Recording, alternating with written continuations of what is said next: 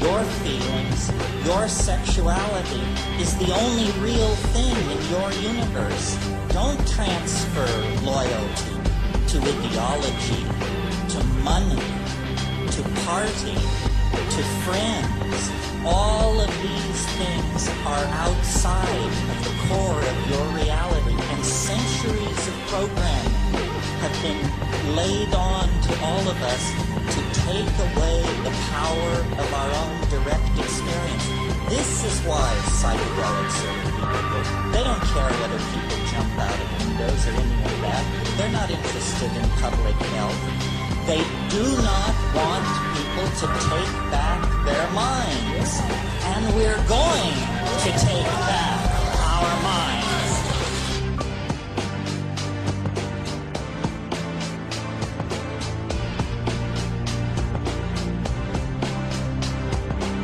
An empowered individual in touch with their own existential core can do what that guy did with the 18 tanks. It was an idea that stopped the tanks, and it was an idea expressed not over state radio, not through the newspapers, but by one person taking a stand.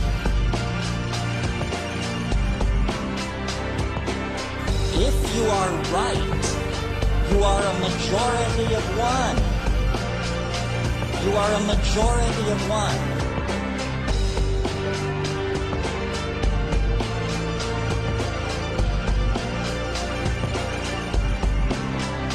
The mushrooms once said to me, you must have a plan.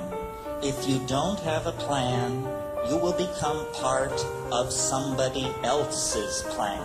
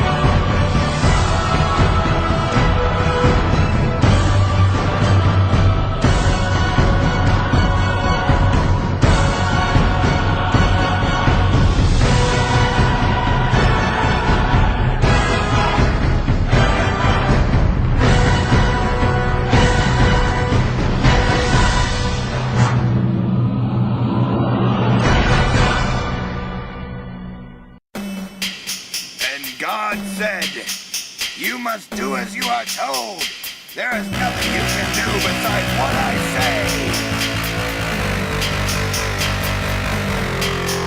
And Lucifer returned with a middle finger and said, I'll see you in hell, fuckface. And so, it was. Hell was created.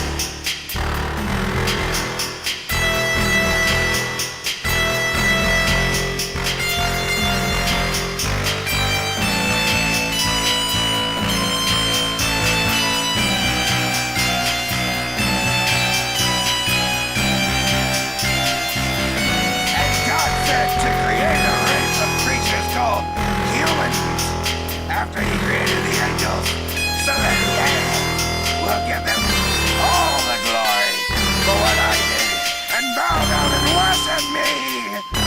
And Lucifer said, yeah, right, motherfucker, we'll see about that shit.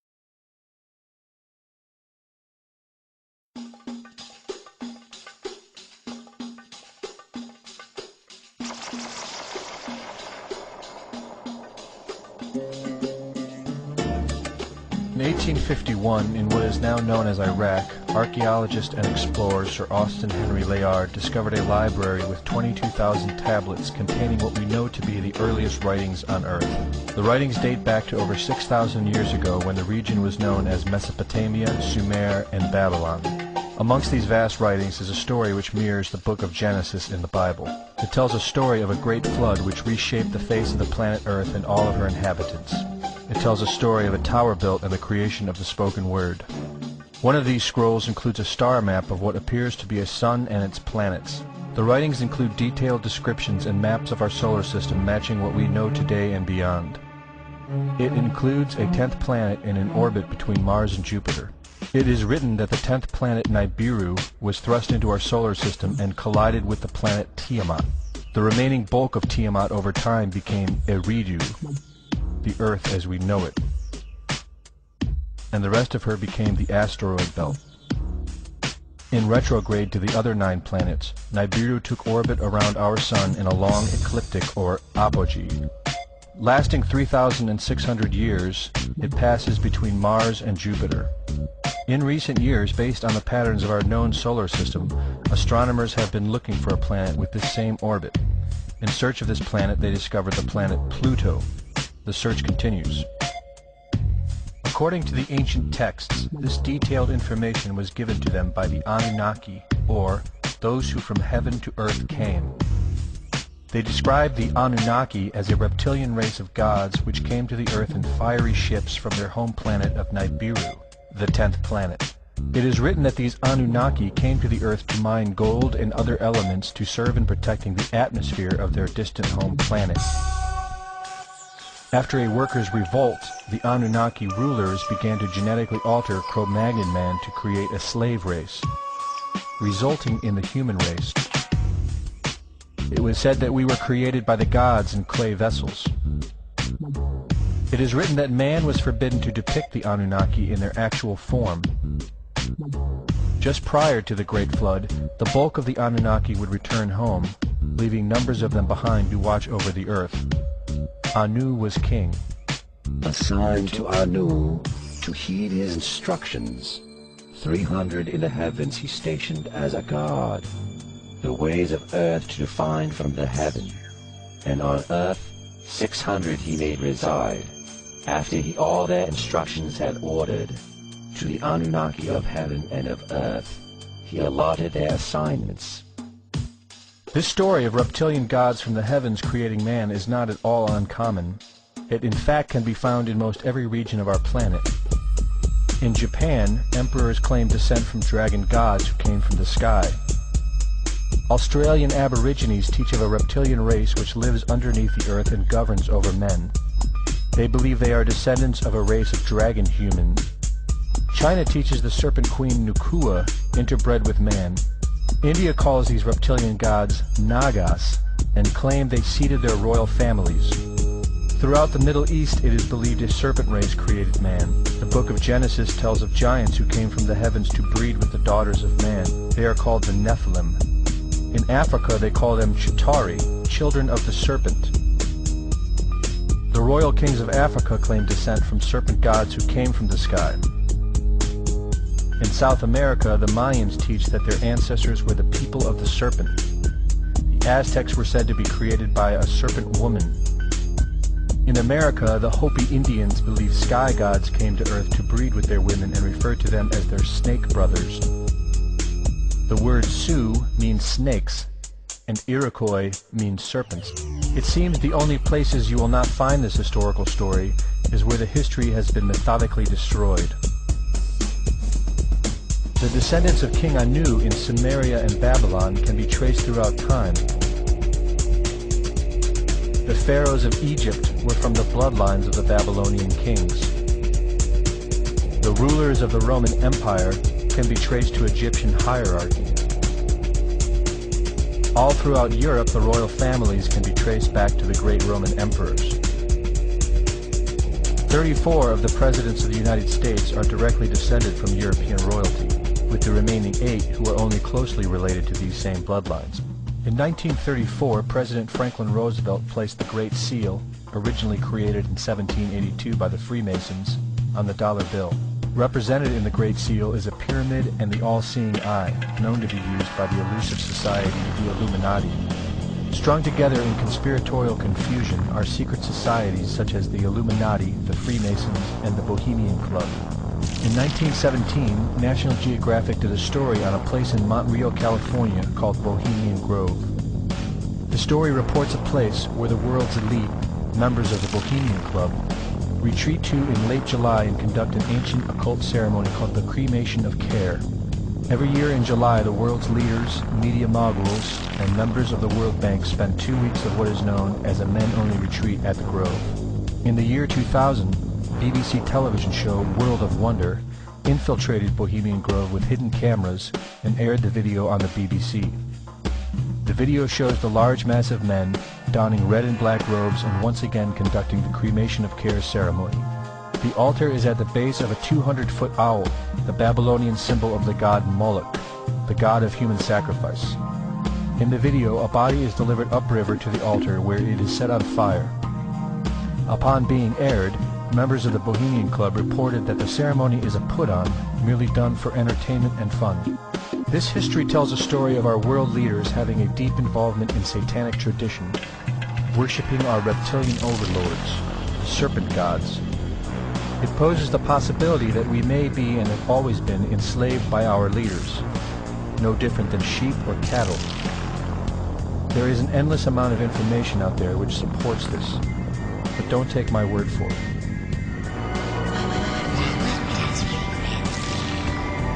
Well, son, a funny thing about regret is that it's better to regret something you have done than to regret something you haven't done.